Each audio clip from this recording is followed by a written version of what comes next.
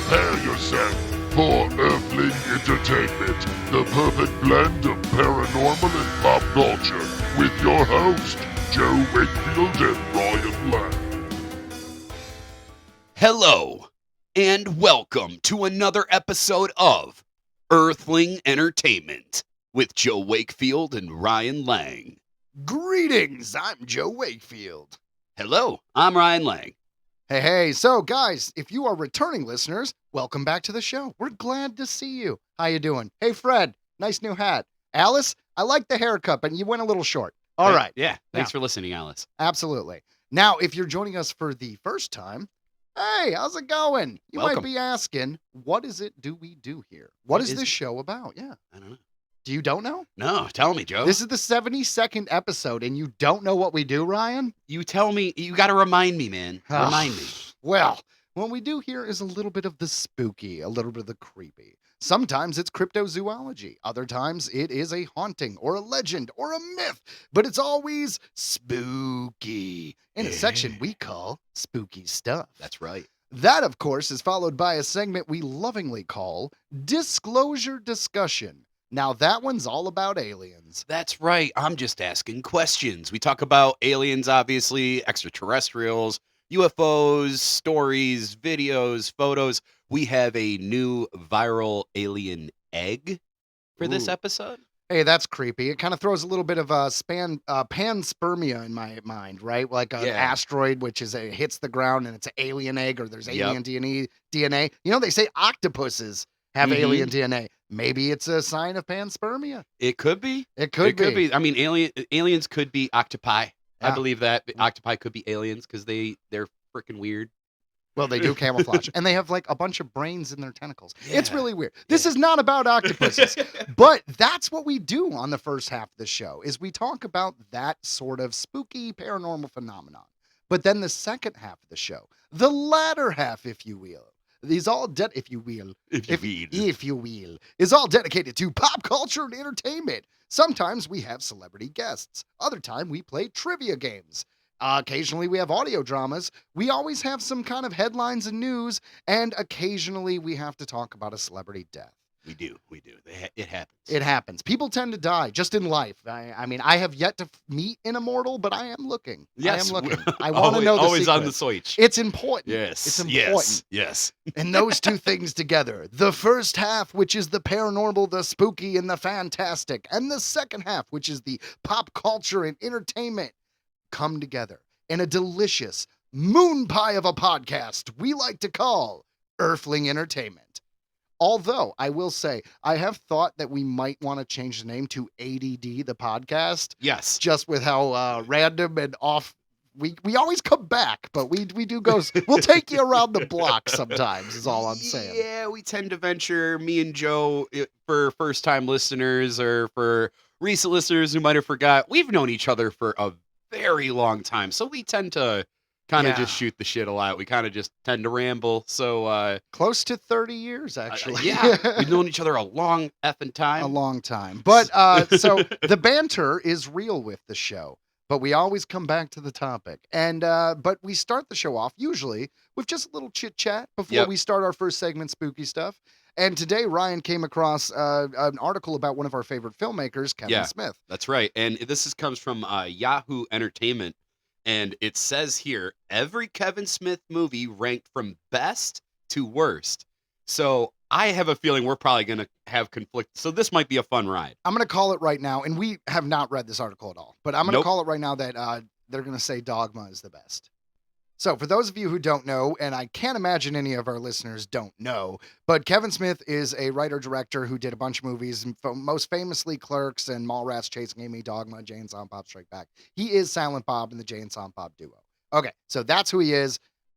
Like I said, I can't imagine you guys don't know that, but let's jump into this. Yeah, I found this article from Yahoo Entertainment that says every Kevin Smith movie ranked from best to worst. And we don't know. We've never read this article, and Nope. I just want to see how much we agree on. All Right, right, so because we love this. We love his movies. So they say the best is Clerks. that makes sense, actually. It was his first movie. It's what he won Sundance. I don't know if he won Sundance, but it got sold at Sundance. I definitely give it to that one as well. But then it says the second best is Chasing Amy. That's actually a little surprising because Chasing Amy was his take on relationships in the LGBTQ whatever community. Yeah. I'm sorry, I don't mean to diminish. I just don't know the whole acronym. LGBTQ. I yes. The Forgive point us. is, yeah. The point is, it's just surprising because that was a different take back in the '90s, and a lot of people have not been happy with how he portrayed a lesbian now. So I'm actually just surprised it's that high on the list. I'm surprised too. Yeah, Then it says Dogma. Dogma should be number one. Really? Yeah, Dogma's my favorite film. It absolutely is. And Harvey Weinstein or the Weinstein Company has owned the rights to it for so long. So that's why you haven't been able to get it on DVD or watch it on streaming. Like it's nowhere. But it's supposed to be re-released this year. He got the rights back. That's right. And yeah. now he's going to make a Dogma 2. Nice. And I will say I love Dogma, but I don't think it deserves to be that high on the list in my opinion. Really? Just Is my favorite Kevin Smith film. so the next one it says is Clerks 2. That is a brilliant film. That is very high. It was very good. Yeah, I think it was 2007. I was surprised at how good it was. It was very, very good. I remember seeing it at the drive-in. Then it says Mallrats. Mallrats is getting some respect on this list. What number is this? So it doesn't say number. I'm All right, just fair going enough. Yeah, from one best is- to worst. Fair enough. So and then it says, but Mallrats, yeah, is the next best. So I have to agree, Mallrats was great. It was such a fun film. It flopped It's so hard. But it's so quotable. It is very quotable. But did you know that after Kevin Smith sold his film in Sundance, he got a Universal deal, which was Mallrats, and it was kind of bad. Like it flopped so hard that it kind of put him in director jail almost. So to make Chasing Amy his next film, he had to do it for a ridiculously low amount of money. I don't Right. remember. It was like 200,000. It was something very, very low. And don't get me wrong, I like Chasing Amy, but I mean, like, I get it does deserve to be high on the list. I'll agree with that. No, I was saying Mallrats I loved it. It just didn't go over well at the time, but because it was Yeah. very comic book centric, I feel like if it came out in the 2000s, like if it came out in the same time Clerks 2 came out in 2007 with all the well, maybe not because what was Iron Man 2009. The point is, if it came out in this big celebrity, superhero renaissance, I think Yeah. it would have done better. Can you imagine if Stan Lee was in Mallrats in like 2015? That'd have been sweet. I forgot this was a Kevin Smith film. The next best it says is Zach and Miri Make a Porno. I forgot that was a Kevin Smith film. I knew that Jay was in it, but I don't know why. I forgot that It was was a Kevin Smith film. Yeah, you know what's weird about that one though is it feels like all his other View Askew movies, but it doesn't take place in New Jersey and it doesn't have the Jay and Silent Bob character. It kind of feels like, a Seth Rogen movie to me. It always was just a Seth Rogen well, movie. that's because Seth Rogen's in it. Right, but you know what I mean? Like he usually has a very strong opinion, I would assume, in his films and stuff. He does a lot of his shit, so Interesting thing about this is, much to a lot of people's surprise, Kevin Smith didn't smoke pot at all until 2007, and the first time he did it was at the end of making that movie. He smoked with Seth Rogen. Seth Rogen was just like, "Yeah, finally," and they Yeah. smoked together. And Kevin Smith, he was a pothead from that point on, from 2007 up until about 2023, maybe I was gonna 2024. say, yeah, he he's quit. quit again. Yeah. So it's kind of weird to just see like the era of people's lives because in that time when he was smoking, he did weird things that were kind of funny, like Tusk and like Red Yeah. State. He tried to branch out creatively, and then he went back to doing some of his Victory Lap sequels. So it's a strange trajectory. I don't know. Watch the film Clerk, which is like a Kevin Smith biopic. It is really good. Nice. No, I haven't seen that, but it's funny you say that because then it says the next best is actually Clerks 3, which I'm surprised gets this kind of thing. I just rewatched this the other day. I forgot how good this movie was. It's so good. He brought everybody back. It was I believe the joke that he always said, because I watched interviews where he was like, nothing like having a heart attack and telling people like, "Hey, I almost just died. Be in my movie." And they all basically came back. Like people who would refuse early on were like, "Okay." Yeah, well, it's kind of how I feel about the Jay and Silent Bob reboot movie. Is like they were all these cameos from people he's worked with, or just people who like Kevin Smith. Are like, yeah, I could come down for a day. So that's why the Jay and Silent Bob reboot film, which I did like, was it felt more like a sketch comedy film than it did feel like a Yeah, connected film. It felt like each scene was its own sketch. with a brilliantly written monologue by Ben Affleck, Yeah. which is I'm sure a shocking statement that I just made, but Kevin Smith pulled it off. So then it says, so I thought this would be higher on the list. This is the one that I was holding off on. That says the next best after Clerks 3, Jay and Silent Bob Strike Back. Well, Jay and Silent Bob Straight Back is an interesting thing because it was, I believe, his fifth film because it had Clerks, Mallrats, Chasing Amy, Dogma, then Jay and Silent Bob Strike Back. And if you remember right, at the end of Dogma, they have the character God, played by Alanis Morissette, Yep. at the end of the credits, close the View Askew book with the big thing saying the end. In his mind at that time, that this was done. He was not going to do the Jay and Silent Bob View Askew stuff at all anymore. And Jay and Silent Bob was like, well, we're done, so let's give them their movie as their big send-off, and then I'm going to go off and do things creatively. So, very interesting that film came out when it did, because I don't know why I expected it to be more on par with his earlier work as far as well-written. Not saying it wasn't well-written. I just mean like dialogue and once again, it was more of a cartoon. Yeah, I'll agree with that, but I don't know why. I just always held that to such a high standard. I love that film. You got Mark Hamill as Cockknocker. Yeah, I mean, like, yeah, Mark Hamill's Cockknocker was great. and then you got Carrie Fisher as the nun, George Carlin as the hitchhiker. The hitchhiker. Yep. No, it was a great movie. It was a great movie. I don't know. Maybe I just wanted more at the time, and it's always been slightly tainted in my head. But I liked it. And you know what else kind of made me mad? I'll tell you the truth. Part of the reason why the Jay and Silent Bob Strike Back film didn't work for me as much as some of the other stuff was because there was this comic called Chasing Dogma, and Kevin Smith himself wrote it. And it is a trade paperback. I'm sure you could still get it. And it took place in between Chasing Amy and Dogma. I remember you showing me what happens to Jay and Silent Bob in between that. And a lot of that story was taken for the Jay and Silent Bob Strike Back, like the whole Monkey and Suzanne, and even the actual scene where Jay is like, monkeys will take over the world, and there's like this weird Planet of the Apes thing that was straight out of the comic book.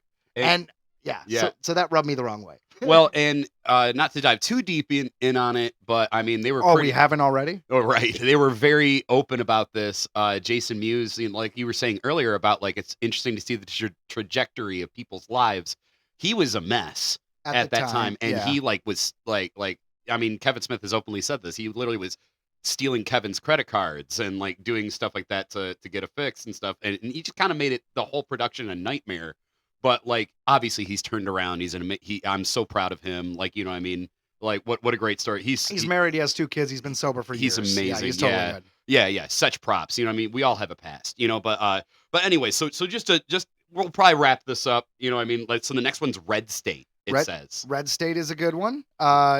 That was his thriller, and it took place. That was I'm surprised it's not higher. It just critically, John Goodman was in there. That was a good film. Yeah. But it's a thriller. It was different than anything he's ever done. It was, and it was good. And that's another film that I think you told me later, oh, dude, that was Kevin Smith. And I'd seen it not even knowing it. Yeah. So then the next one it says next best is Jay and Silent Bob Reboot, which we just talked about. Like that was a sketch comedy. Yeah. Then Jersey Girl. I'm surprised Jersey Girl isn't higher. I don't know why everyone hates Jersey Girl. It's a beautiful movie. It's not bad, but I remember not really digging it that much, I'll admit. George Carlin should have totally been like, I don't know, given some kind of award for his acting in that film. Then we have Tusk as the next best. Yeah, no one understands Tusk, but that's fine. Then Yoga Hosers, which I didn't really understand. What was the problem? I liked Yoga Hosers. I mean, I didn't love Yoga Hosers, but people hate that movie. He made it for his kid. It was a PG-13 wacky romp. It was weird. It was weird. It was all the fun Canadian stereotypes that he finds humorous put into a movie. I watched it. Yeah, I watched it. It was weird. You know what's weird is there's going to be what's called a Canadian trilogy. And I don't know if you realize this. And the first one was Tusk, about the Justin Long being turned into a walrus. The second one was Yoga Hosers. And then eventually he wanted to do this might actually happen. It's called Moose Jaws. Yes. Yes. And it's like Jaws, but with a moose. Honestly, that is- moose are fucking terrifying. That is So his Canadian trilogy. I don't know if he'll ever make it. Then it says Cop Out, which was with Bruce Willis. Yeah, And, he didn't write that one. It was somebody else's script. It was the only thing he directed. So that's the last movie-wise. one. Yeah, That's the last one, and that was, I guess, Warner Brothers. yeah. So, yeah. yep. So there you go. We're huge nerds, if you can't tell, of Kevin Smith, and we just thought it'd be kind of fun to browse through all of his movies and stuff. So honestly, I would say that list was pretty decently accurate. I have some changes, but yeah, not bad. Not bad. But you know what? I'm surprised. We should probably jump into spooky stuff. We took way too much time on this. Yeah, why not? That was fun. All right.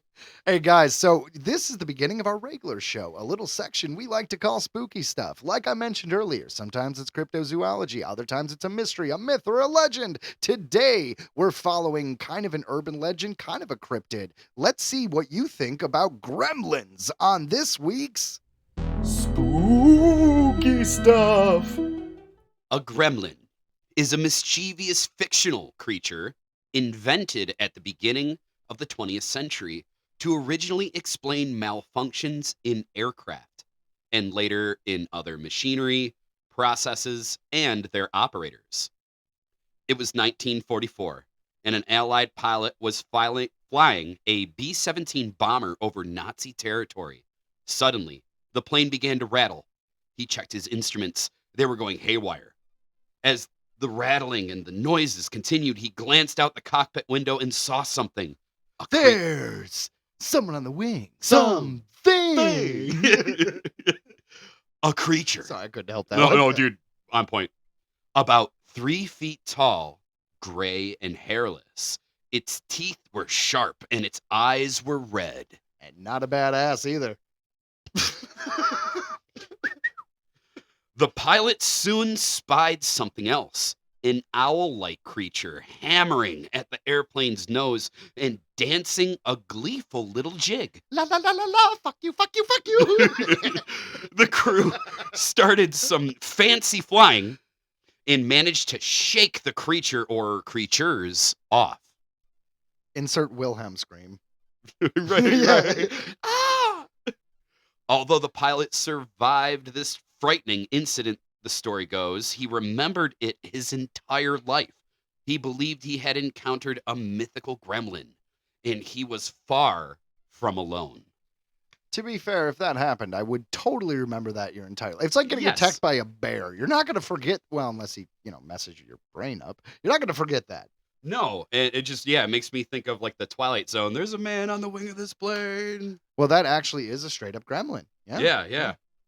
They Oh. did it again in the 80s movie. They recreated that one of John Lithgow. That's right. Yes. Elves, imps, fairies, whatever form these mischievous characters took, they were long used to explain away the unexplainable and the unfortunate, and were firmly cemented in the cultural dialogue of Western Europe by the early 20th century. Unsurprisingly, with the advent of new technology, the traditional mayhem makers followed us wherever we went. And at the time, we took to the skies. Dun, dun, dun. It makes sense, right? Like that is actually, if you remember the Gremlins movie, that was the whole thing. Is like they ran around and they were like messing with stuff. Now that Yeah. was that, like so meat machinery, all that going down, like the Gremlins. And it's funny because it is like fairies and stuff. Yeah. That's exactly what it is. Because how many times have you like listened to like an Irish folktale and there's like fairies messing with you? Yep. It's the same thing. Yeah. Totally. No, and it's just crazy. Like, and it became a real cryptid in and of itself with the legend. Like, I love it.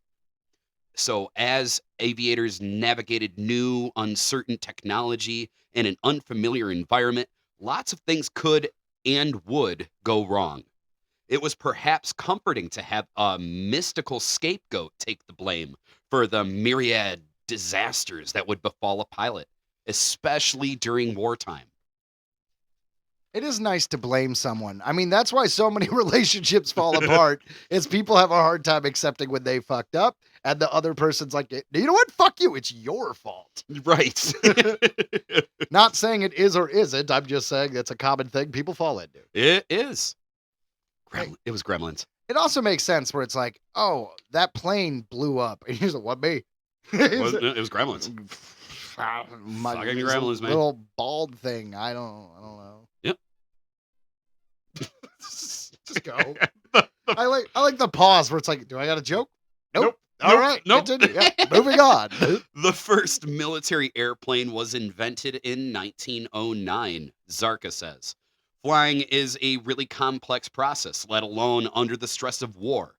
I think that in a lot of ways, it might have been easier, not even just to explain away the mechanics, but to explain away human error. It would be hard to take responsibility for the death of another pilot in your group. Yeah, it's like what I was saying. Yeah. A good portion of the fighting that occurred between the Axis and the Allied powers during World War II took place in the sky, and pilots had to contend with not only enemy aviators, but also another tricky opponent, gremlins. These pesky That creatures. sucks, man. It's bad enough fighting a Right? Nazi, but now I got to deal with gremlins. Like, god damn it anyway. It makes sense. You know, that's a lot of trope though, right? Like where you're fighting Nazis in a movie, right? And then they're like, but these Nazis also are werewolves, or it's like because of Nazi experiments, they're also zombies.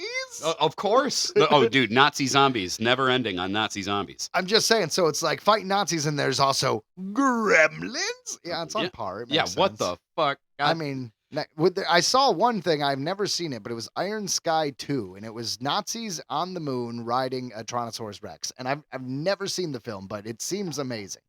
It sounds plausible, actually. So, Back to Gremlins. back to gremlins. These pesky creatures wreaked havoc on pilots and flight crews alike, making an already difficult task that much more dangerous.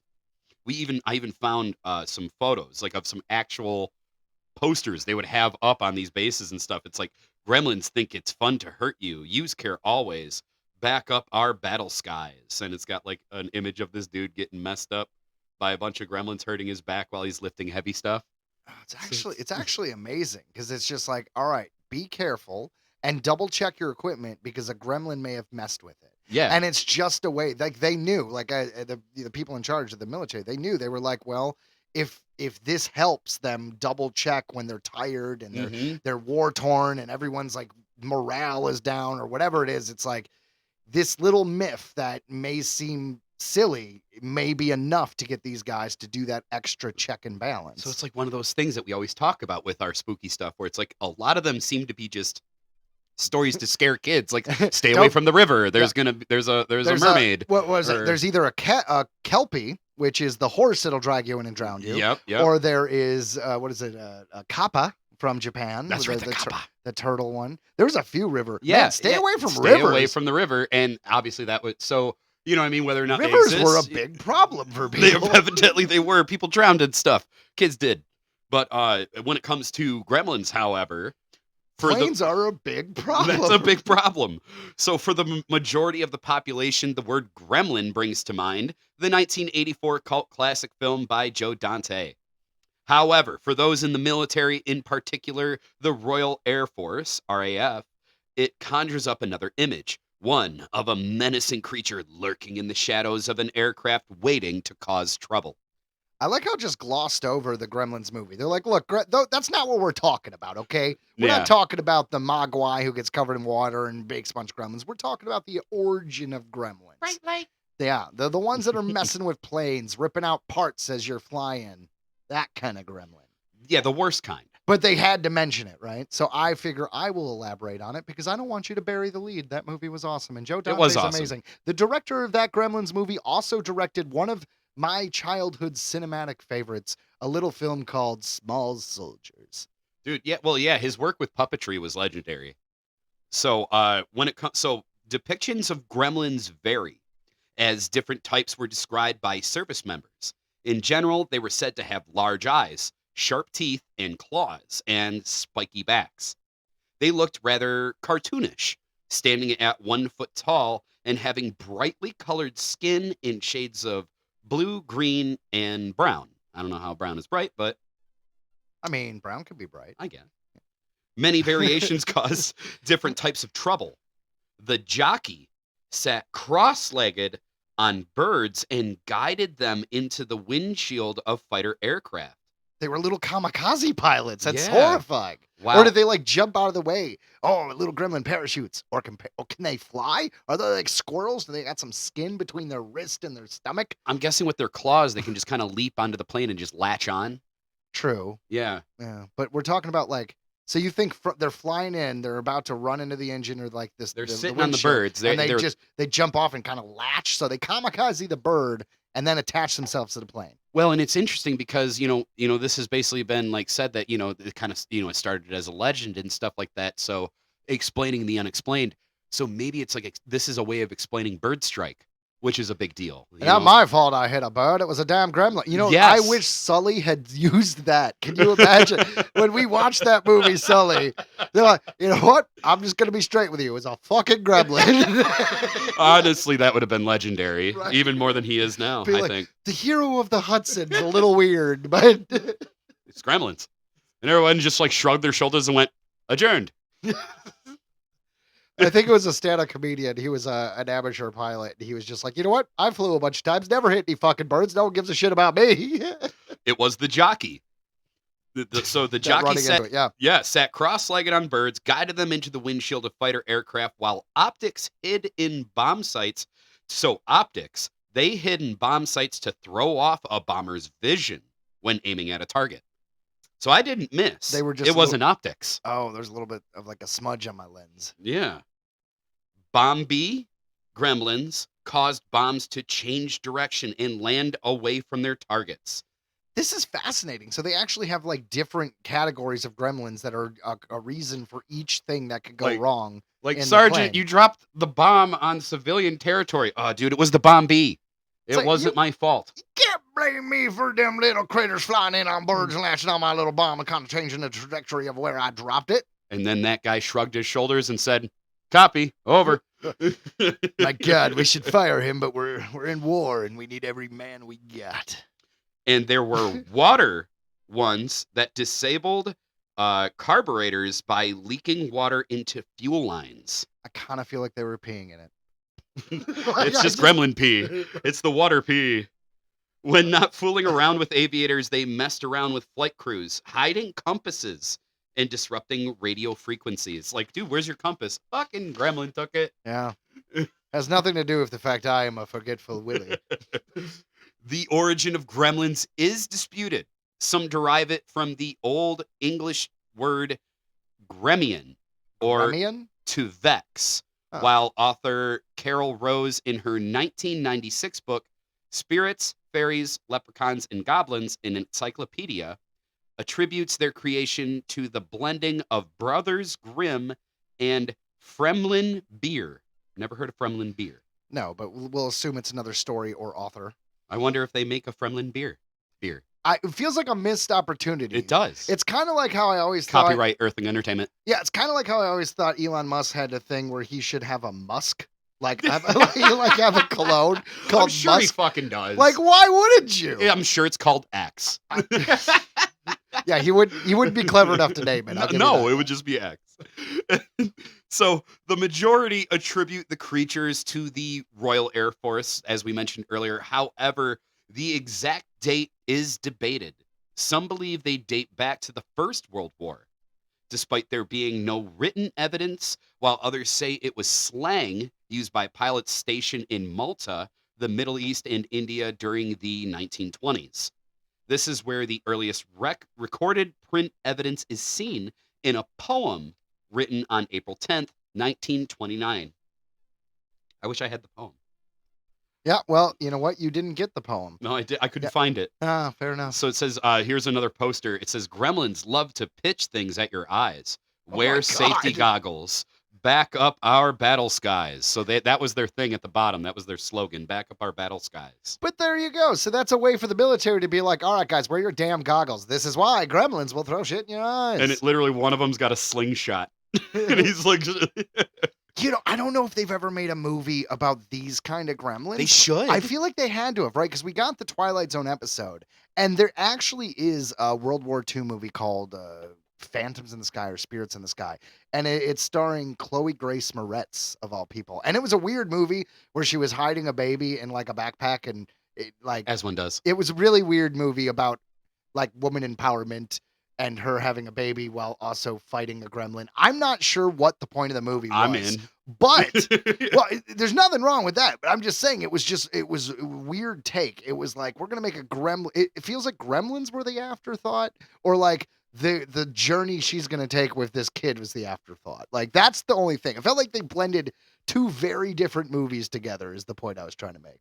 But Shadows in the Sky, that's what it was. Shadows in the Sky. But if you want to watch Okay. an actual, the point of why I started this ramble, if you want A to watch an Gremlin. actual Gremlin movie, Yeah. that's the only one I know of. Huh. Yeah, and it was weird. It was like straight up, she's in a plane and there's this little creature running around messing with the plane. Yeah, my only reference was Twilight Zone. Honestly. Yeah. And Bugs Bunny. Bugs Looney Tunes. Bunny? Remember, yeah. There was like, a weird little green thing. There was a green guy, and he had a huge mallet, and he was hitting this missile, and Bugs went, "Hey, let me take a whack at it." And he winds up, and he's about to hit it. He goes, "What am I doing?" And the whole episode is just this gremlin, and they end up in a plane, and the gremlin messes. That's it. I remember. I do remember that. Yeah, yeah. All right. So besides Looney Tunes, we don't know if there's any other movies, but that's a good reference. There Yeah. you go. And that was around the time. I mean, where Looney Tunes were like the 40s, 50s, 60s, weren't they? And he Like, they're even pretty called it. old. And he even called it. He's like, "I'm a gremlin." He's like, "A gremlin." Oh man. Like, I remember that. All right, so back to the story. So another early reference is included in aviator Pauline Gower's 1938 novel, The ATA Woman with Wings, where she describes Scotland as Gremlin country, known to house scissor-wielding gremlins that cut the wires of biplanes. Scissor wielding gremlins would be Yes. scary as hell just in general. Yes. The term gremlins was most widely used during World War II, with the first as shown in an article published in the Royal Air Force Journal on April 18th, 1942.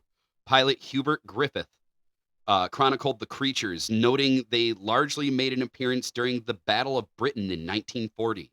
He believed they weren't always malevolent and had a rather playful sense of humor. Like, haha, you're going down. Mime saw we. As aforementioned, gremlins during World War II are most associated with the Royal Air Force units, in particular high-altitude photographic reconnaissance units, based out of RAF Benson, St. Ival, and Wick. Their air crews blamed the tricksters on otherwise inexplicable accidents. They eventually became a scapegoat for issues that occurred when flying. Yeah, exactly. By the way, just to interject real quick, that film is actually called Shadow in the Cloud. It Nice. came out in 2020. It's rated R, and it is, like I said, Chloe Grace Moretz with a gremlin. And you know what? I say give it a watch if you want to see something with a gremlin. I'm down with that, actually. I want to check that out. It's on the list. So they were once thought to be sympathetic toward the enemy, but this was later deemed false, as enemy aircraft suffered similar issues. Holy crap. I just thought of that, man. What if it was what if Hitler, because in all the movies like Indiana Jones and Mhm. everything, like Hitler's always trying to find like secret ancient Weird power. occult shit. So yeah. that would be a fucking crazy movie where Hitler actually found a way to like either create gremlins or find gremlins and actually attack the Allied Like planes. made a deal with them. Yeah, and there's like actually gremlins are fighting for like Hitler in World War II. That would be such a weird movie. That'd be fun. Like do it like in the style of like Abraham Lincoln Vampire Hunter, like super over the top. Oh yeah, like cheesy as hell, Yeah. but like taking itself completely seriously. Yes, exactly. As such, gremlins were portrayed as tricksters of opportunity, acting on self-interest. Gremlins soon spread to the U.S. Air Force, whose pilots began to complain about a host of issues, including reliable engines failing and nuts coming loose. While most American airmen looked upon them as negative, others viewed them in a different light, such as the Women Air Force Service Pilots, WASP, who adopted the gremlin, Fifinella, as their official mascot. And I have another poster here. It says, "Gremlins will push you around. Look where you're going. Back up our battle skies." I don't really get that one, but fair enough. It's just saying, look, because it's got a bunch of gremlins like tripping him with like a pole, like a pole or something, Yeah, but what is and what? he's falling into like a saw. Yeah, but what is so the government's just be like, all right, hey guys, I know you're tired and like weary from war. Oh yeah, but don't trip. yeah, dude. We The don't sleep need you falling deprivation in on top of it all. Yeah. So by the end of the Second World War, Gremlins had become solidified in Western flying lore. This was helped by Roald Dahl and the Walt Disney Company. Yeah, Roald Dahl is the guy who he was the author from from England or London, and he did Charlie and Chocolate Factory. Oh, He did the Great Grass Elevator, James and the Giant Peach, The Witches, all of that was him. I didn't know that. Yeah, I don't know why I got tongue-tied. He was a really, really famous author for like kids stuff. Well, yeah, the famed children's author who was an RAF fighter pilot was commissioned to write a book about them titled The Gremlins. This led to their further spread in popular culture. Soon they were featured on such television shows as The Twilight Zone in 1959 and 1964 and The Looney Tunes, which I mentioned. Nice. For many during World War II, gremlins were a way to deflect blame. Much of what they were accused of could be attributed to human or machine error. Rather than place the blame on any one person, it was easier to blame a fictional character. It's true, I'm just right? It makes sense. imagine blaming a gremlin on everything. You know, I could. sorry, honey, it was a gremlin. I'm honestly, from now on, sorry. My girlfriend, I'm sure, is listening. Sorry, from now on, it was Gremlins. That's right. Anytime anything goes wrong and it's my fault, it was not. It was Gremlins. I wonder if that'll hold up in court. Can you imagine? It was Gremlins, Like Your Honor. any of the dramatic things you've ever in your life been to court for, just being like, well, you know what? It was Gremlins. I don't know. Just straight face, look at the judge in the face. Just be like, what? A gremlin is why you parked in front of a fire hydrant. Yep. He was Gremlin moved the car. He was he was Kari Gremlin, because you just got to make up a word, right? Right, He was a vehicle-y. Yeah. You don't hear about the vehicle-ys? Yeah, the vehicle-y. He moved the car. That's what they do. Yeah, Gremlins didn't really like cars for a while, but they were pretty much focused on planes. They thought planes would be everywhere. We all thought planes would be everywhere. They're but rascals. It turns out the cars are just the more popular thing. So Yeah. So they're rascals. They're little rascals, you know? Little bastards. So according to historian Marlon Bresci, this helped keep morale up among Royal Air Force pilots. Gremlins, while imaginary, played a very important role to the airmen of the Royal Air Force. Gremlin tales helped build morale among pilots, which in turn helped them repel the, Luftwaffe invasion during the Battle of Britain during the summer of 1940. The war may have had a very different outcome if the RAF pilots had lost their morale and allowed Germany's plans for Operation Sea Lion, which was the planned invasion of the UK, to develop. In a way, it could be argued that Gremlins, troublesome as they were, ultimately helped the Allies win the war. And that's the end of the movie Right. that we were talking about. Morale among the RAF pilots would have suffered if they pointed the finger of blame at each other. It was far better to make the scapegoat a fantastic and comical creature than another member of your own squadron. Yeah, I can see that. I mean, mistakes happen, but not just mistakes. Things happen. There are hard choices you have to make in war, where it really is like the trolley problem. Where do I run over this one person that I know or 5 strangers I don't?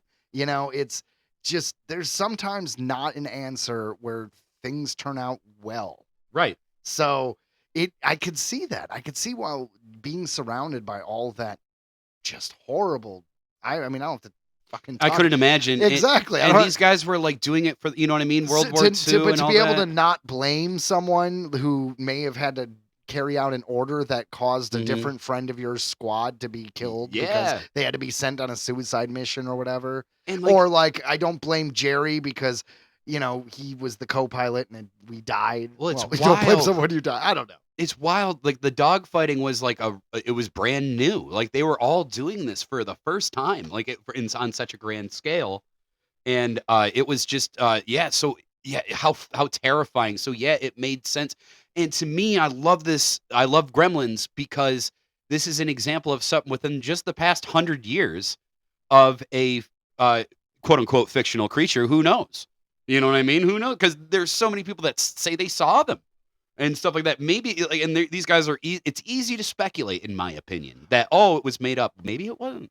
Maybe it wasn't. Maybe it wasn't. I don't know. And I think maybe we just gave it a different name. I've often said, I don't want to get into anything, not about our show here, but I've often said that I don't think if there is a God that he cares what you call him. That's why all faiths, whatever you call him, he don't care whether you call him Buddha, Jesus, right, whatever. So I kind of feel like that is the same thing we could attribute to this, where it's maybe they are gremlins, but maybe we're just calling fairies or pixies that, like we mentioned at the beginning, maybe that is just we're just calling them something else. Kind of like how they say back in the day, very angelic creatures may have been misunderstood aliens. Right. You know what I mean? We're just giving it a different name. But, yep. So, yeah. And we're just going off of where we exist as human beings. Like, that's why we have so many creatures underwater, because that's like a whole nother world to us up in the skies. We're flying in planes. So, yeah, it makes sense that we would come up with, these, kind of conclusions as to what could have caused that to happen. And not to get too much into it, where we even see it today. It's been happening a lot where we still see aviation problems, and it's still, and it's just because it's human beings out of our element. I mean, I can't just get up and fly out of here. You know what I mean? So you just went on a small plane, right? I did. I got to, it was a wonderful flight. We flew, and I mean, we're talking small plane. There's like two yep. people and a propeller, right? Yep. It was a propeller, single engine. And we took off from Adrian, Michigan, and did a quick little roundabout. We landed, checked everything, took off again. So I got 2 landings out of it. And but then, you said that you smelled gas at one point, that right? Was why we landed, yeah. Yeah, well, I mean, okay, so I don't mean to say, but could that have been a gremlin? It could have been a gremlin because they filled up, right? And it was just gas that had kind of just spilt onto the wing. Who's to say that a gremlin didn't reach in there and scoop some out just to freak us out? Get that smell in there, and honestly, it worked. We all got a little spooked, and we landed. And yeah, well, you don't want to be leaking gas, right? We checked; everything was fine. Literally, the cap was on; everything was good. So gremlins are still alive and well today. I'm telling you, and they really are. So everybody, I mean, have a safe flight. You never know. You never know. Look out for a man on the wing of the plane, a little guy, about foot tall, sharp teeth, and spikes on his back. Mackerel. All right, so that brings us to our next segment, which is today about an egg UFO. Disclosure discussion. Ha ha ha ha. It's about aliens and stuff. Egg UFO photos flood social media. This comes to us from Newsweek.com. A series of mysterious images and videos believed by some to depict an egg UFO have flooded social media, although the alien hunting community remains skeptical of their authenticity. An anonymous user or users posted a series of videos. I saw a ton of these images and backstory on the message board 4chan, which were then reposted to Reddit and X, garnering thousands of likes and upvotes from UFO sighting enthusiasts. And I do have some of the photos here, and it just looks like, like a giant egg just like sitting in a cave, like all the, what do you call them, the stalactites or whatever, all the stalactites and stalagmites. Yeah. But the question I give it is like, all right, so it's just a photo of an egg in a cave. So why are we saying it's a UFO? I don't know. It does seem out of place. It's sure. But like what? I just wonder what draws these people's conclusion that this is UFO based more than, okay, so it's a weird something in a cave, but I don't know. Yeah, it's weird. Like this photo, this one in particular was posted this year, January 21st. The viral images come days after former U.S. Air Force employee Jacob Barber left alien hunters disappointed when the release of his widely hyped and anticipated egg UFO footage turned out to be grainy and unconvincing. A significant minority of Americans believed that global governments are concealing proof of UFOs and alien life from the public. Go figure. Yeah, it's not just a few people. I feel like if you ask almost anyone and That's common knowledge at I this mean, point. it's like, do you think the government has secrets? Yes. Now, I think 90% of the people are going to say that, right? Like the government's hiding stuff. Now, if you say aliens, maybe that drops like 10 or 20%, but still, the majority of people. Congress, if we remember, held hearings about reported UFO sightings in 2023. And I think they had another one just last year. Users on social media forums, including Discord, Reddit, and 4chan, routinely post what is claimed to be a leaked government information relating to broader theories that occasionally includes real classified intelligence. In December 2024, for example, the Federal Aviation Authority confirmed to Newsweek that a pilot reported unidentified lights after leaked audio of the pilot speaking to air traffic control about a UFO went viral on social media. I heard that as well. On Saturday, Jacob Barber appeared on News Nation to discuss his account of experiences recovering unidentified aerial phenomena, describing an egg-shaped object recovered by helicopter, said to be part of an under-the-radar UFO retrieval program. Green-tinted footage aired during the broadcast showed a white object. You were going to say podcast. I was. You were during the broadcast. Yes, your broadcast showed a white object said to be tethered to a helicopter by cable and being transported, and we got a photo of that here as well. And it certainly looks like the same, big egg. It reminds me a little bit of the spaceship from the film Flight of the Navigator, which came out in the 80s. But because CGI was it was in its infancy to be used CGI in a movie, they just decided to make it metallic and very like round shape. So it still works because of that, right? And that that's what it reminds me of. I agree with that. I don't know why, but it kind of reminds me of like Goku's pod when he landed. I could in see that. Dragon Ball Z. Yeah. So by Monday morning, an anonymous user or users on 4chan shared videos and images resembling the News Nation footage, claiming they depicted an egg UAP discovered in the Antarctic in an ice cave in 2022. The original anonymous poster described the object as of high ancient origin and said they would reply to questions from other users. Okay, so there's this egg in a cave in Antarctica, and you believe that it is an alien spaceship. Why wouldn't you just assume it was an egg? What if it was like a dragon or something? Yeah. I mean, I know we always talk about sci-fi stuff. Why not fantasy? All these dragons exist around the world as in myths and legends. Around the world, like everybody's got a dragon. So maybe the creature did exist at some point and overlapped with man. And therefore, it could be a dragon. I'm just saying. Wrong. And if they were reptiles that flew, they would have hollow bones like birds, so they wouldn't fossilize very well because they would need to be able to fly. So that's why we wouldn't see too many of them. We wouldn't find any fossils of them. I don't know if that science checks out, but I like it, bud. Thank you. All right, we decided that. Oh, and here's how we go full circle. This dragon egg that is found in an ice cave is actually a dragon egg, like we said, but dragons are reptilians from a different planet, and now we're back to aliens. Moving on. Honestly, I think that was a great way to tie it together, sir. Thank you. With a bow. I pride myself in my walking around the block to get you to the point. Well, I know that's a little weird. Some things are weird, Ryan. Some things are certainly weird. And you know what? I think we have an update here. On this week's Real World Weird Phantom Banana Update. Phantom Banana. It's official. Here is our first Real World Weird Update. Let me ask you, Earthlings. Do any of you remember this strange banana story from just a few weeks ago? Well, it appears there is more to the story. This comes to us from coasttocoastam.com. In a fittingly weird update to the case of the mysterious individual who leaves a plate of peeled bananas at a street corner in a British town every month, the Phantom managed to outwit those awaiting February's February's ritual by depositing the fruit offerings a day early. Those crafty bastards. Or Dang. that crafty bastard, depending.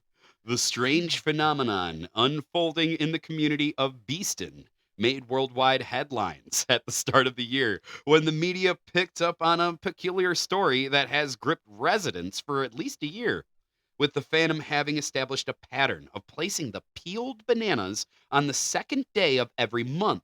Many were wondering if the fruit would appear yet again this weekend, or if the considerable attention on the case would cause the offerings to stop. What happened, you ask? Well, you'll find out right now.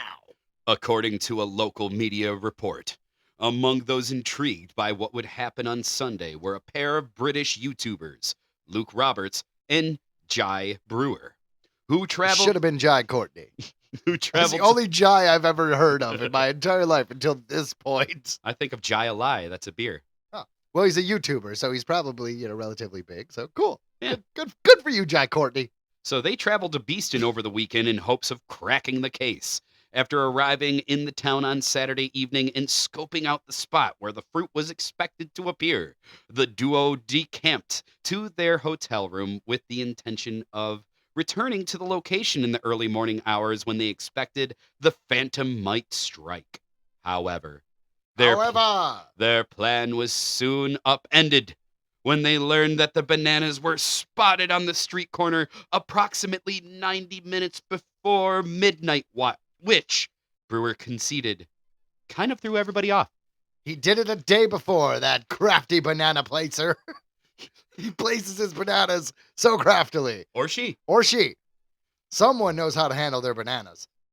The pair quickly sped over to the scene and found the plate of peeled fruit that had presumably been left behind by the Phantom. An important detail, if you remember the original story, that plate is not only peeled bananas, it's not only like 15 or 20, so a large amount of bananas, it is also garnished with honey that is drizzled over the bananas. That's right. So they go all out, these banana placers. So presumably this was left by the Phantom, who was likely pleased at having pulled off the feat without getting caught. I'll just do it a day early. They'll never suspect a thing. It's the perfect crime. The perfect crime. That's I just love how mischief in England is like a bunch of people stealing lawn gnomes or like people placing bananas places. I've been quite naughty. What did you do? I left peeled bananas again. I know it's a real place that has real crime and all that stuff. I don't mean to piss anyone off, but it just is funny that all the stories I come across are just this nonsense. It's silly. No, it's like they've got silly things going on, and I'm a fan. It's weird. It's real world weird. Yeah.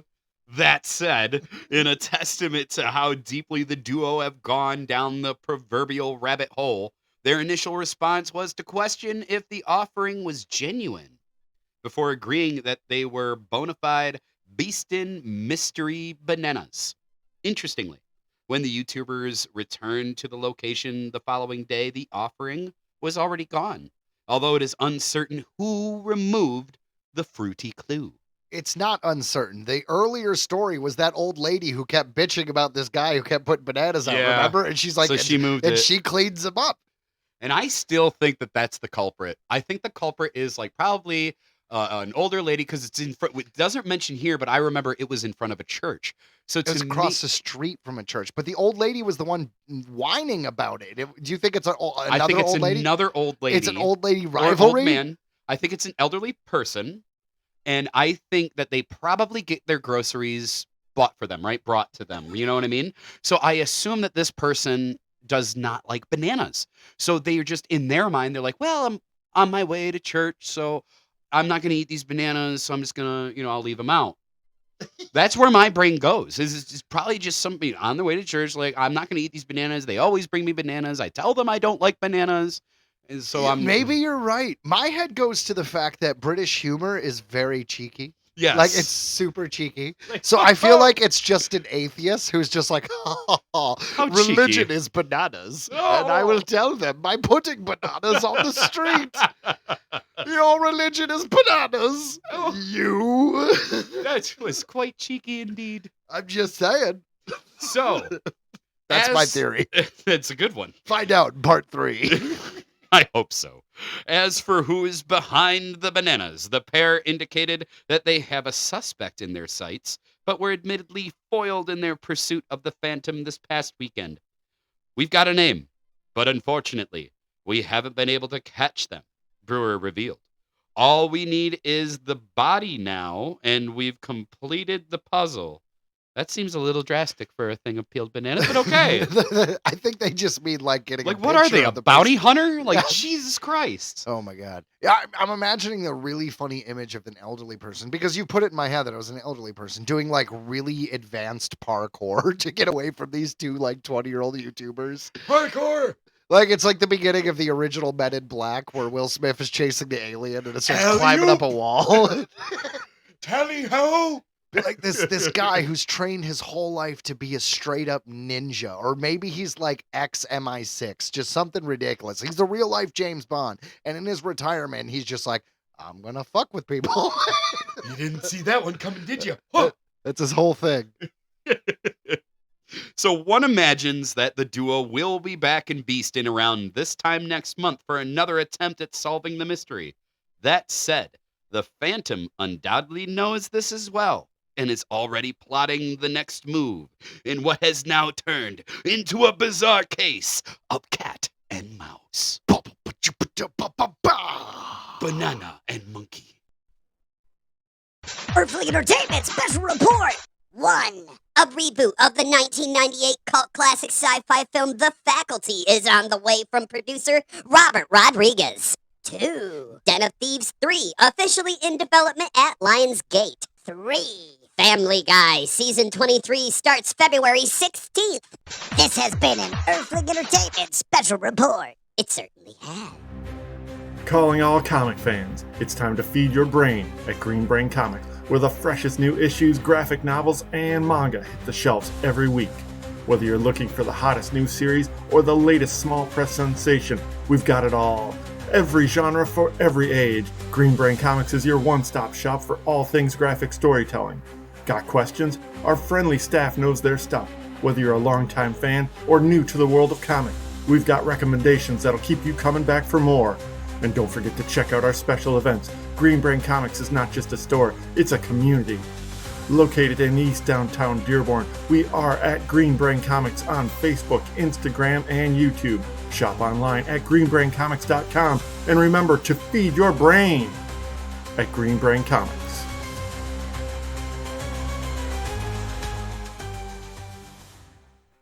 It's true, you made it through to the second half of the show.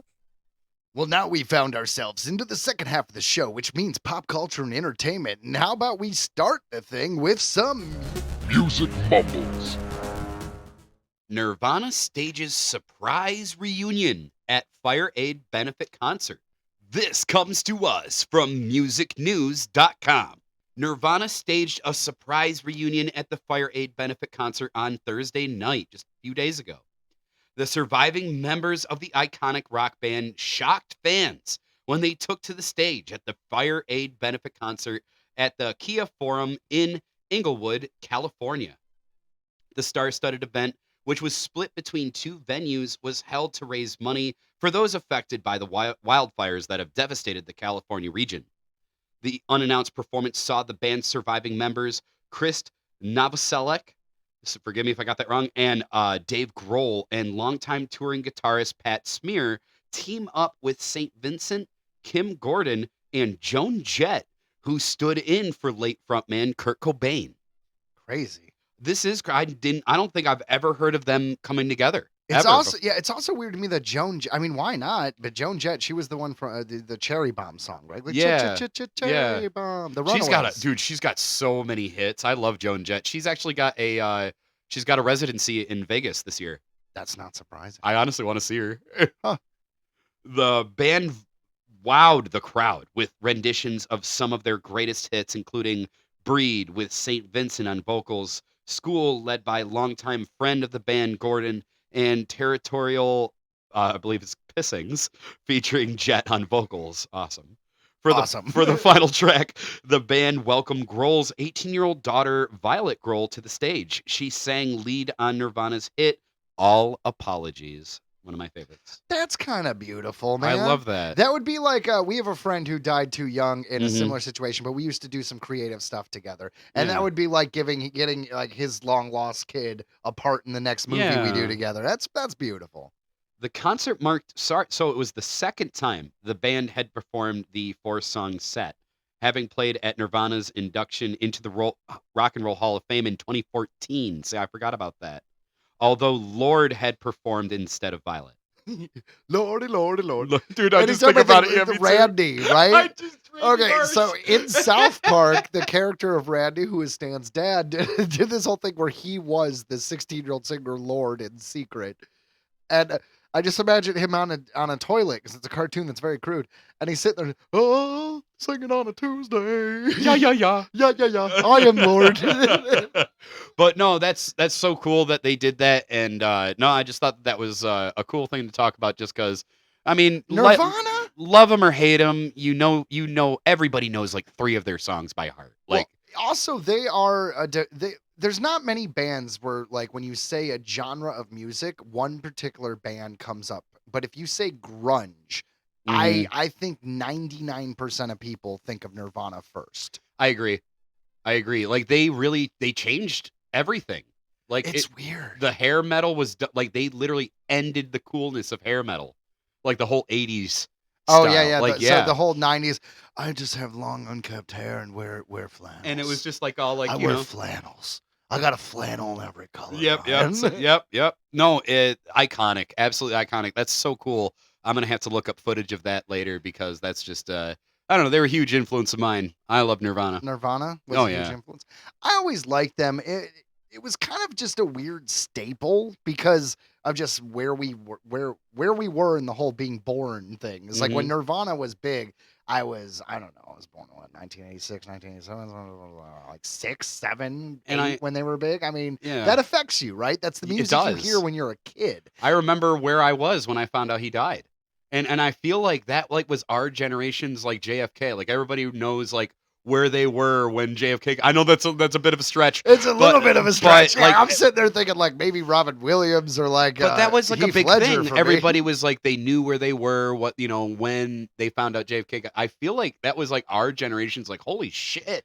I mean, I feel like Tupac maybe was in there too. I feel like I don't know. Kurt Cobain was more I think my wheelhouse. Yeah, don't misunderstand. I'm not saying I'm a huge Tupac fan. I'm just saying like I'm trying to compare it It was a to big another deal. like big celebrity death. I around do that remember time, yeah. hearing about it. Yeah, like right next to Dimebag Darrell. Apparently, if you play music, stay away from guns, whether it's self-inflicted or an opposite gang member. Maybe just like not hang out with guns.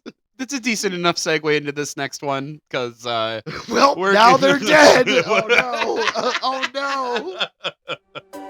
Remember that guy? Remember that gal? Well, now they're dead. singer and actress Marianne Faithfull dies at 78. This comes to us from BBC.com. Singer and actress Marianne Faithfull has died at the age of 78, her spokesperson has said. Born in Hampstead in December of 1946, she was known for hits such as Tears Go By, which reached the UK top 10 in 1964, and for starring roles in films, including 1968's The Girl on a Motorcycle. That sounds fun. It does. It's a fun. I like fun long titles. Like everything. If you look at all the scripts I've written on IMDb or whatever, they're always just like, and here's a 14-sentence title. You're the Rob Zombie of filmmaking. It's about time. She was also famously the Wait, girlfriend. is it Rob Zombie? The Rob Zombie of fame? Yeah, you're right. But you're right. Like he doesn't title his movies the way his songs are ridiculous. They're all like such long titles now. All right, back to this actress. Anyway, so yes, back to Marianne Faithfull. Like I said at the beginning of the show, I have thought of changing the name to ADD, the podcast. It would fit. She was also famously the girlfriend of Rolling Stones frontman Mick Jagger in the 1960s, inspiring songs such as Wild Horses. I know that one. And You Can't Always Get What You Want.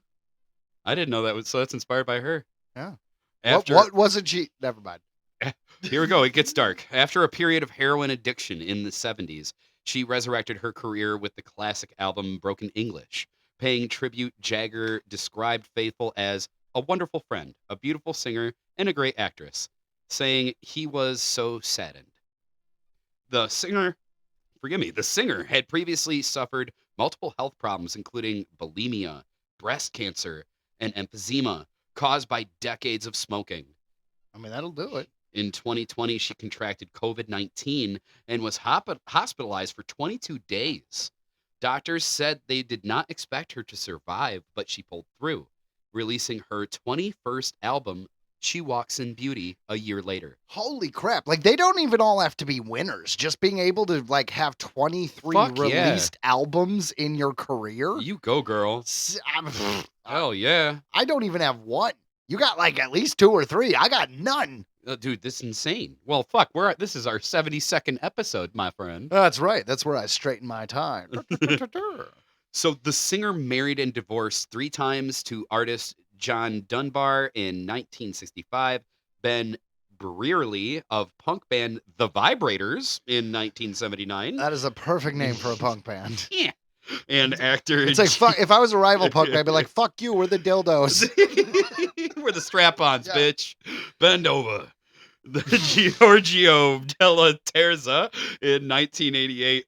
She is survived by her son, Nicholas Dunbar. Rest in peace, Marianne Faithfull at 78. Yeah, you will be missed. And even though her work, which is apparently abundant, I am not overly familiar with in the pop culture I've absorbed, but I have heard of her, and it is, like I said, like, she had a career. You gotta tip your hat to that. I'm just saying. I mean, what talent, what passion for what you do. Obviously amazing at what you do. It's like to come out of a heroin fucking problem and to come out and like release like a hit album, like good for you. Like holy shit. And then you live like honestly 78 for a person who obviously smoked and you abused yourself a little bit. Like fuck, man. I mean, here's the thing. Wow. Most of us out there had experimented and partied and stuff when we were younger. It's just kind of a part of being a human. And I'm not advocating for or against partying. No. I'm just simply saying, do your research. There are plenty of drugs you could experiment with that won't kill you. Heroin is not one of them. It is a gamble every time you do heroin. Maybe smoke a joint and eat a mushroom instead. Just saying. Not that we're advocating for such activity, but we're just saying, there are options, is all we're saying. Don't do the one where there's like a 50-50 chance. I mean, if you're going to do that, just play Russian roulette. Just throw one bullet in a 6-shooter, spin that bitch around, and play to your heart's content. And let's face it, fentanyl's a thing. So nowadays, you're basically not even using a revolver. It's an automatic, and it shoots that bullet right up to the top. There is no Russian roulette no more. Everybody be safe. That's all we're saying. Yeah, if you want to do drugs, do the ones that don't traditionally kill you 50% of the time. Moving on. So that brings us to the final segment of the day, which we call headlines. Now, I've been wondering if we should maybe change the name to be like pop culture headlines or like pop culture news, or there's a podcast I listen to that Kevin Smith does, and they call it Geek News. I don't know. But for now, we're going to call it Earthling Entertainment Headlines. The Toxic Avenger sets summer release date. This comes to us from Fangoria.com. 2 years since premiering at Fantastic Fest, Cineverse has finally set a date for Macon Blair's The Toxic Avenger, with the unrated reboot hitting theaters on August 29th of this year, starring Peter Dinklage, Kevin Bacon, Elijah Wood, Jacob Tremblay, Yeah, he's all right. Julia Davis, Sure, why not? and Taylor Page. Okay. Blair's reimagining of the 1984 trauma cult classic follows a downtrodden janitor, Winston Goose, played by Dinklage. I like that name, Winston Goose. Now, that is not the same name as the original film, which the main character was called like Milton, I believe. Yeah, I believe it was Milton. Yeah, so this is definitely a reimagining. So if you were a fan of the original Toxic Avenger, know going into it that this is a reinterpretation of the story. I literally ran into the guy who made Toxic Avenger. I'm not kidding. At a Comic-Con. It Lloyd was so Kaufman? busy. Yeah, it was like near the end. I didn't see him, and I meant to. And I literally, there was a crowd of people, and I moved out of the way, and I literally shoulder bumped a man wearing a crazy checkered suit. And I looked over, and I'm like, I'm sorry. I'm like, holy shit, I'm like, you're the Toxic Avenger guy. He's like, yeah. I'm like, man, I did want to see you today. And he's like, I've been waiting here for you this whole time. That's what he said. Perfect. It was perfect. amazing. Lloyd Kaufman is quite a character. I got him to autograph, and it's actually on display in the library right now. He got a signed Toxic Avenger Part 1 and Part 2. Dude, what a on Blu-ray. legend. I kept thinking every time I meet him, I'll get him to sign another installment. So I have 2 more to go. He's got to sign a Blu-ray of Part 3 and Part 4. So in this version, janitor is called, like we said, Winston Goose, played by Dinklage, who after a freak accident transforms into a mutant vigilante known as Toxie. Armed with his signature mop, and the unlikely hero battles freaks, gangsters, and corrupt CEOs while trying to save his relationship with his son.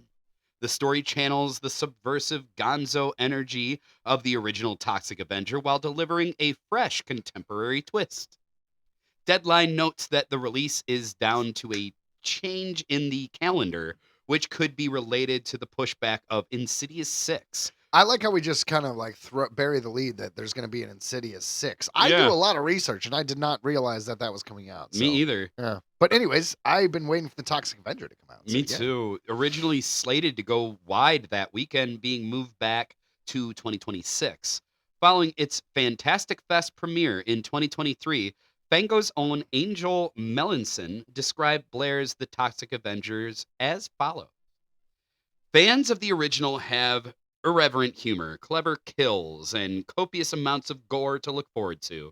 If you imagine the Toxic Avenger with a bigger budget, Mechon essentially nails it, staying true to the tone and humor with an impressive cast clearly up to the task and a killer finale.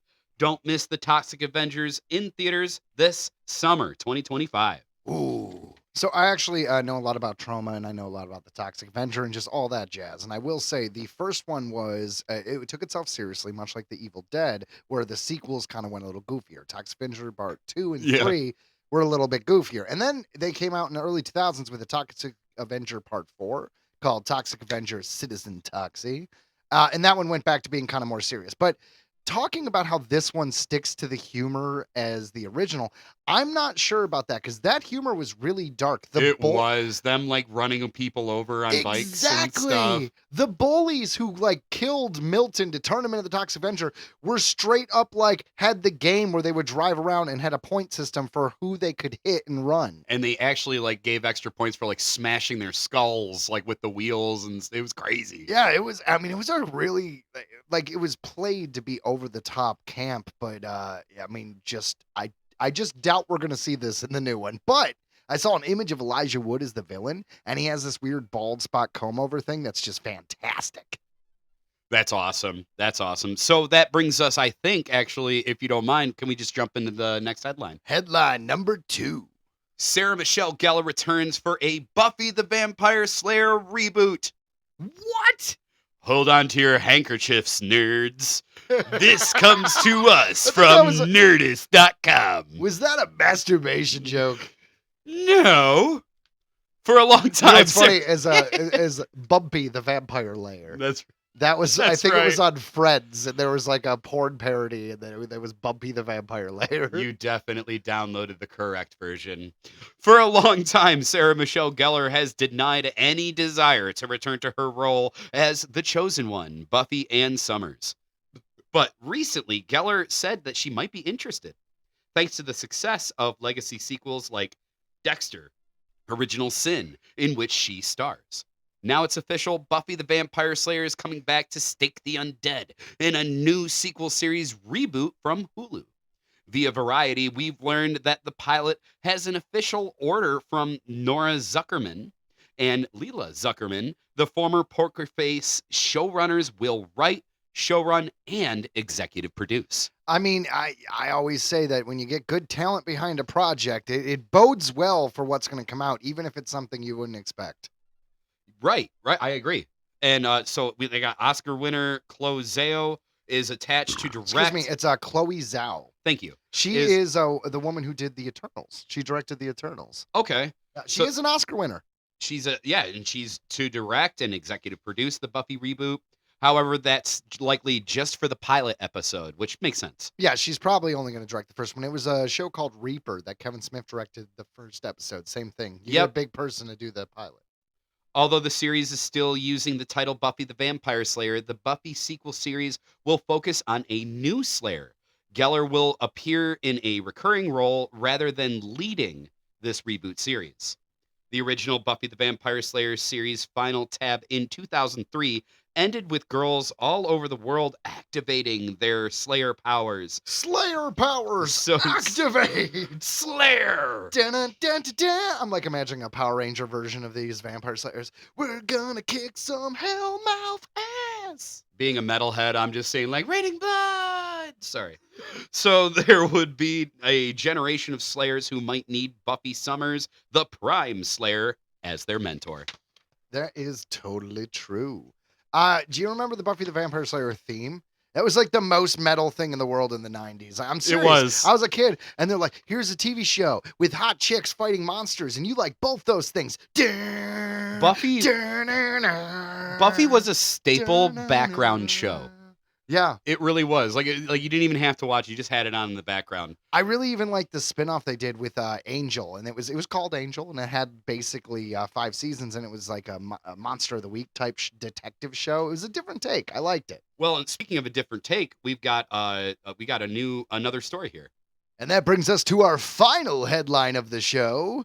And we wanted to end it the way we began it. You know, Yeah. we had a spooky stuff. We had Gremlins. So why not end it with Gremlins? Here's headline number 3. Gremlins 3 gets a reassuring update despite being in development for 8 years. Huh? This comes to us from ScreenRant.com. Gremlins 3 has received a reassuring update despite being in development for 8 years. In 2017, it was announced a potential Gremlins 3 script had been written by Chris Columbus, who penned the screenplay for the 1984 original. Since then, the movie hasn't gotten any concrete updates, aside from confirmation by Columbus in 2020 that creature puppets would be used instead of CGI. Which is Yeah. really important. Look, you could always add little CGI flares if you want to make it look like the puppet's breathing or Mhm. blinking or whatever like that. But to use practical effects and then do little CGI flourishes is definitely the way to go. That's- Especially if Gremlins. That's what made Gremlins Gremlins. Well, yeah, because it would be so far separated from the other two if you just made a CGI Gremlins. Right. It's something tangible. You know you can touch it. Exactly. The latest release from the franchise is Max's animated Gremlins Secrets of the Mogwai, aimed at a younger audience and serving as a prequel to the original. It wasn't good, and it had terrible animation. But Aw. yeah. But that being said, story-wise, they did lay some interesting lore. You know what I mean? Yeah, they had to, right? So now in a report from Deadline about Warner Brothers' plans for future movie prospects, it was confirmed Gremlins 3 is still in development, with Columbus serving as the writer. This is confirmation that despite the project not getting any concrete news for 5 years and being in development for 8, the sequel is still being worked on. However, there is no confirmation as to how far along the new Gremlins movie is. Talks of Gremlins 3 began happening in 2013. So it's been a while. Yeah. Then in 2015, Zach Galligan, who played Billy Peltzer in the first 2 movies, Yeah, the main character in the first 2 movies. confirmed the script was being worked on by Columbus in 2016. He explained his script would explore whether Gizmo should be killed because he's the only source of the Mogwai that have turned into gremlins after being fed after midnight. So I thought that was an interesting thing that they said. So according to what he's saying, if I'm understanding it correctly, there are other Mogwais, but they don't have the same.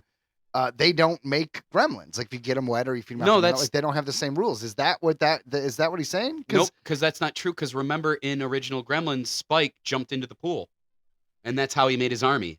True, but I still think they're saying that he is the only the only Mogwai that he doesn't spawn that can do it. Like maybe, I don't know. Maybe you're right. Continue. Yeah, well, I mean, yeah, they got to get rid. I mean, you're either right. way, you can make more out of him, so that it is a moral question. It is. I think, I don't know if you can do a Gremlins 3 where it's like, should we murder Should we murder the cute, Gizmo? the cute puppet everybody loves? Should we fucking kill it, Ryan? Howie Mandel, who voices it, says we shouldn't.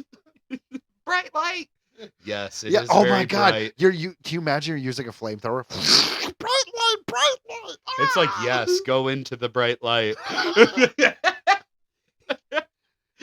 So, It got keeping dark. keeping it light. It finally seems Warner Brothers is prioritizing the sequel in a way to revive the franchise, alongside plenty of other familiar series in their catalog.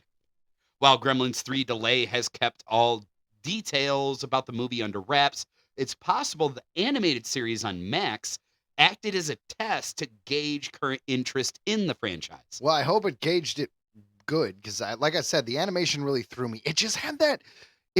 People call it a stylistic choice when they do Yeah. this cell shaded animation, kind of like Zelda and the Wind Waker, the video game.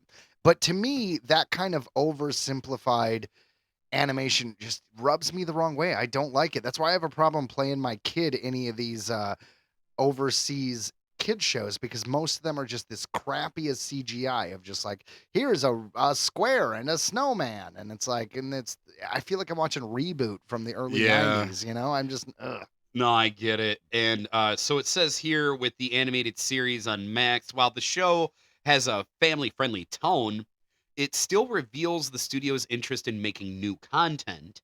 Since it remains in development stages, it could be quite some time until the movie actually ends up on the big screen. For now, it seems like there won't be any more concrete news about its production timeline until more is actually revealed about its current progress. And that's all we got on that one. Yeah, well, to be perfectly honest, in the film industry, this could go either way still. We could totally get a Gremlins 3, everything, they're still working on it. That is a good sign.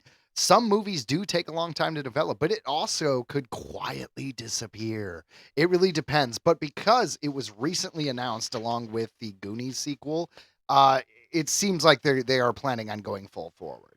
I'm just saying, don't expect news until there's news. And we don't really want news until it's news. I am so excited. There's a good example. I am so excited for Scream 7, but it seems like every week there's another, we added this cast member to Scream 7. Yeah. We did this with Scream 7.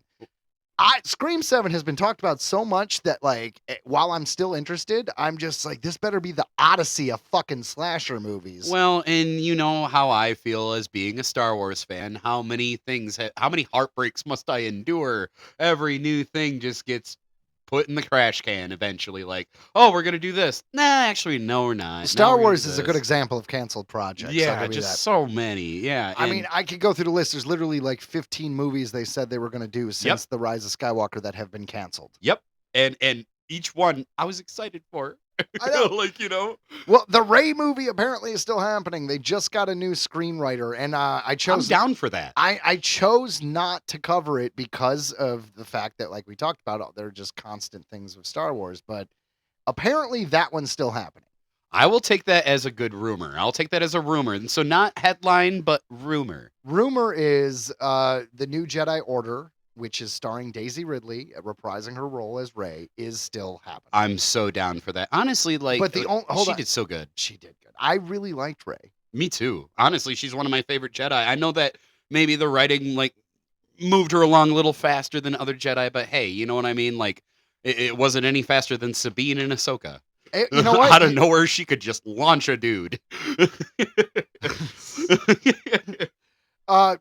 Fair enough. That's the way I feel about it. I'm like, hey. They did. Yes, it was weird to. All right, so for those of us who don't know what we're talking about, Ahsoka is a series on Disney Plus that follows Ahsoka Tano, who is the Padawan for Anakin Skywalker, who Darth Vader. was Darth Vader, who was introduced in the Clone Wars and has followed through the Star Wars lore. Anyways, Sabine is a character who is in Star Wars Rebels, another animated series that lasted 4 seasons, had no training as a Jedi. None. And no indication that she was Force sensitive at 0. all. Then when they did the Ahsoka series, which is essentially Rebels Season 5, they suddenly made her almost kind of maybe a Padawan. Within 2 episodes, she couldn't move a teacup, and then she could just launch Ezra onto a whole nother ship. Fair enough. Well, Really suddenly far. she had Jedi skills. But you know what? Speaking of skills, I have my own Jedi skills, and that is the skill of transitioning into the end of the show. It shows. And guys, that brings us to, like I said, the end of the show. Thank you so much for listening. If you are a reoccurring listener, please download the episode. It doesn't matter what where you listen to the episode, just download it. It helps support us better than anyone else. The whole algorithm thing. Yeah, just download the episode. We appreciate it. We have a lot of fun doing this. And we love that you guys listen. Absolutely. And those joining us for the first time, we hope you enjoyed the show. This one was honestly, it was pretty on par. So if you liked it, hey, you're in store, man. We do this every week. That's right, we do. And honestly, I have a mission for you. A mission. Should you choose to accept it, is to share this episode. Do it. With a coworker, with a friend, with a loved one, because this is the podcast you're looking for. That's right. And also, if you guys want a promotional bumper sticker, which holds up great in weather, you could put it outside on a random sign if you wanted to. I've put it on a bunch of gas station gas pumps. No, he didn't. That is vandalism. Anyways, hit us up on Facebook or email us at earthlingentertainmentpodcast@gmail.com. And from all of us here at Earthling Entertainment, That's us. See ya. Goodbye.